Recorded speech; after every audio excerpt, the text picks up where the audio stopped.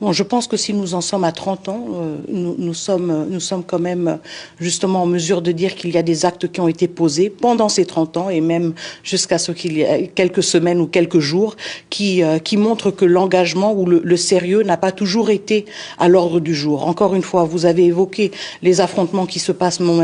actuellement dans la province du Sud Kivu entre le M23 et les forces armées de la République démocratique du Congo. N'oublions pas que ces M23 sont équipés, ils sont formés, ils sont outillés, ils sont même appuyés directement par le Rwanda. Donc nous avons malheureusement des antécédents qui ont été prouvés de manière objective, pas seulement par les autorités congolaises, mais aussi par les Nations Unies, aussi par les États-Unis d'Amérique, qui étaient les premiers à sanctionner des officiels rwandais, qui nous montrent qu'il y a un jeu du Rwanda, une implication directe du Rwanda, qui évidemment suscite chez nous